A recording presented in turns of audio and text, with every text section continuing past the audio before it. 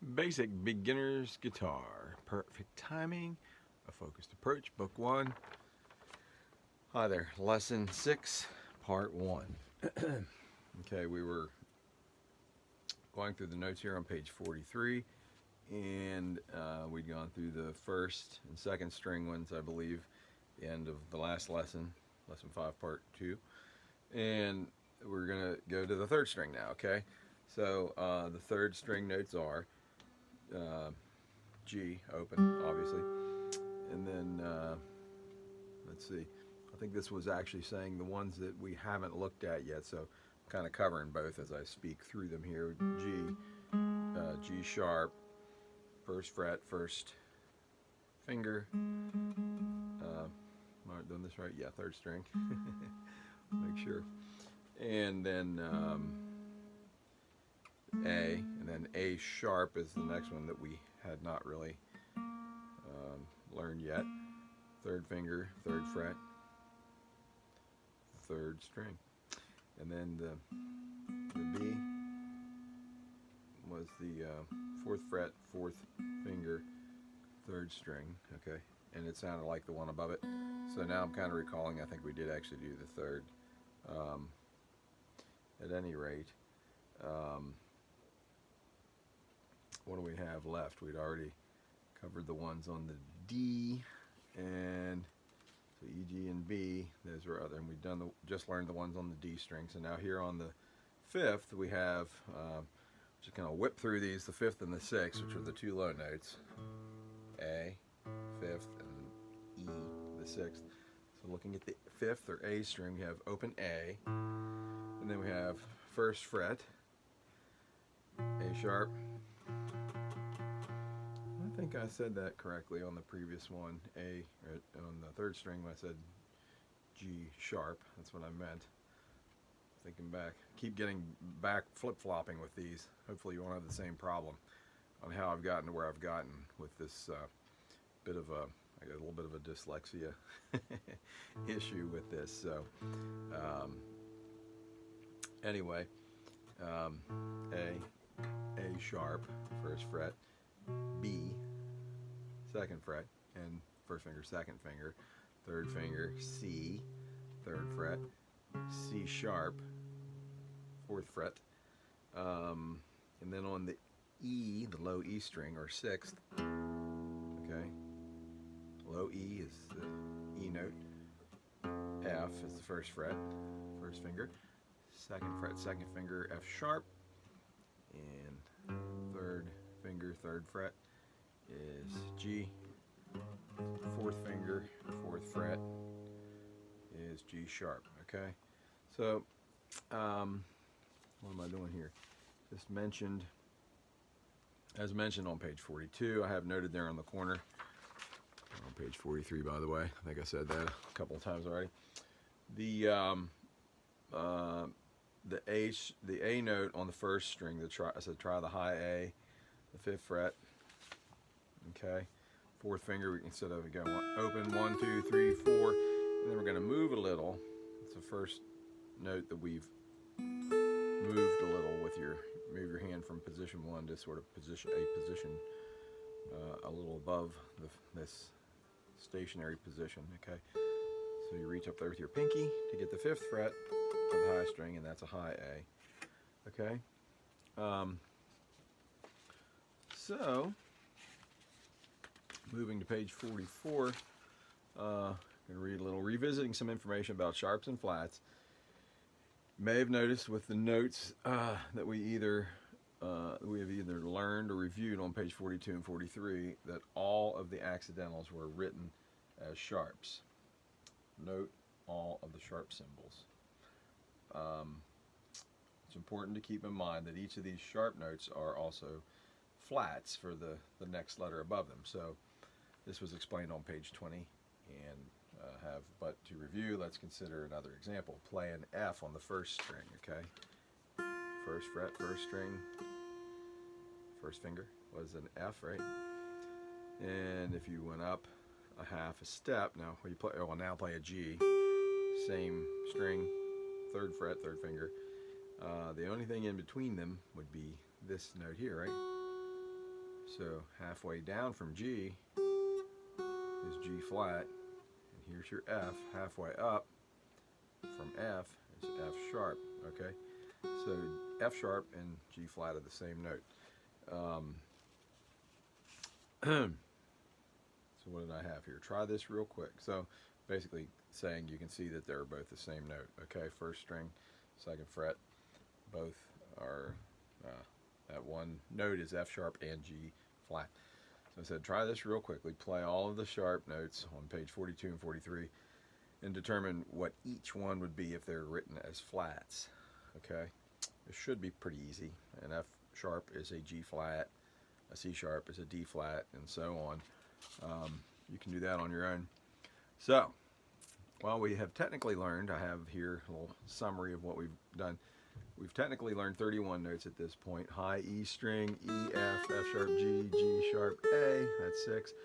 B string is, should be playing where you can see me picking. B, C, C sharp, D, D sharp, and then G, open G, or third, G, G sharp, A sharp, B, D, D sharp, E, F, F sharp, A string, A sharp, B, C, C sharp, and then the low E, E, F, F sharp, G, G sharp. So all that together, that was 6 on the E and 5 on each of the others, so that adds up to 31. So if you consider that each sharp note above, and there are 12 of them, if you count them up, is also a flat. It necessarily adds, hang on a second, I'm sorry. It necessarily adds 12 more notes to how many you have learned at this point. F sharp is G flat, G sharp is A flat, etc. So this adds G sharp, excuse me, G flat, A flat, D flat, E flat, A flat, B flat, E flat, G flat, B flat, D flat, G flat, and A flat, right? That's a bunch of them, right? It makes 12. So 12 added together, or added to the other 31 is 43 notes. But you will notice there are a lot of the same letters repeated. So don't let that confuse you. They're simply they're higher and lower pitched notes of the same letter, adding the half step notes to the sharps and flats between the 7 notes, the natural notes that we first mentioned on page 6. A through G. It gives a total of 12 notes, an actual total of 12 notes. So the 12 notes A through G are called the chromatic scale. We will learn some scales shortly in this study, okay? So let's see.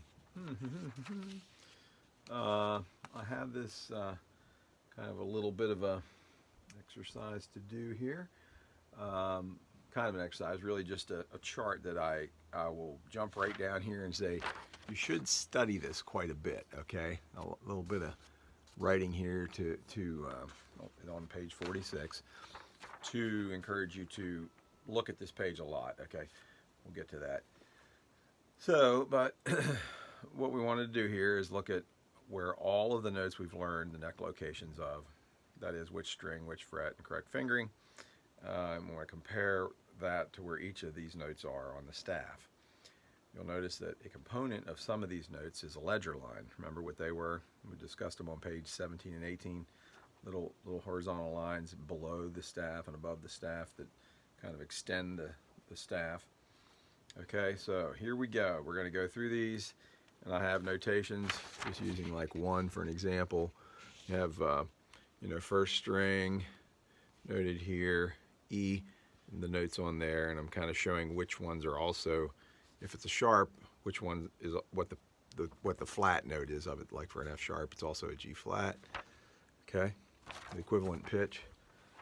So just kind of whip through them and play them. We kind of did this already, just on the previous page, really written a different way. But so it's E, F, F sharp, G, G sharp, A, and the second string B, C, C sharp, D, D sharp. Third string G, G sharp, A sharp, B, and then D, fourth string D, D sharp, E, F, F sharp, open A, fifth string, A sharp, B, I'm sorry, A, think I was on the D string. I'd have a little trouble because I'm trying to look here and keep my fingers in view for you, so I'm sort of doing it without looking. But A sharp, first fret, B, C, and C sharp, and then the low string E, F, F sharp, G, G sharp. Okay. The 2 lines below, or let's see, the 2 lines below will sound identical to the 2 lines above, except they're written with flats. Okay. I took a little bit of the information away, and I note that, but you can see these 2 lines, all the accidentals are sharps. Okay, right? And down here, let's move back a little so you can see it. They're all sharps, right? Down here, they're all flats, but it should sound the same if you go through those, okay? What do I have here? Anything interesting? Okay, oh, just that little side piece there. I just said stop. You should spend some significant time studying this page initially and then referring back to it frequently, or then refer back to it frequently. Study and play the notes on your guitar until you can play them quickly without looking at the extra information above and below the staff. It's important to memorize these notes, okay? Trying to see how much time we have left. I'm going to go into some strummed chords. I got a little time. A strummed chord, sometimes, and this is the CS pages that kind of come periodically. This is CS3. Okay, I'll just keep playing right through these.